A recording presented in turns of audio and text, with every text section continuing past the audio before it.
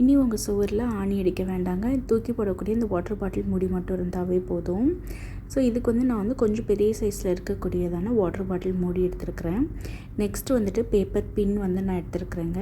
இந்த பேப்பர் பின்னை நம்ம வந்து வளைச்சோம் அப்படின்னா ஒரு எஸ் ஊக்கு மாதிரி கிடைக்குங்க. நமக்கு இப்போ எஸ் ஒர்க் வந்து ரெடி ஆகிடுச்சுங்க. நெக்ஸ்ட் வந்து இதை மாற்றுற அளவுக்கு மட்டும் வாட்டர் பாட்டில் மூடியில் சின்னதாக ஒரு ஓட்டை வந்து போட்டுக்கலாம். பெருசாக போட்டுறாதீங்க, சின்ன சைஸாக ஓட்டை போட்டாவே போதும்.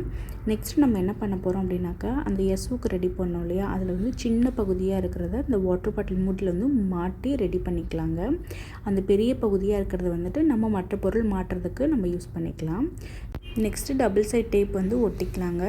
இதை வந்து உங்களுக்கு எங்கே ஒட்டணுமோ அந்த இடத்துல நீங்கள் வந்து ஒட்டி யூஸ் பண்ணிக்கலாம். ஸோ நான் இதை வந்து பார்த்திங்கன்னா கிச்சனில் தாங்க யூஸ் பண்ணியிருக்கிறேன். இது வந்து கரண்டியில் நம்ம மாட்டுறதுக்காக நான் இது வந்து ரெடி பண்ணியிருக்கிறேங்க. இந்த டிப்ஸ் பிடிச்சிருந்தா ட்ரை பண்ணி பார்த்துட்டு எப்படி இருந்தது கமெண்ட் செக்ஷனில் கமெண்ட் பண்ணுங்கள்.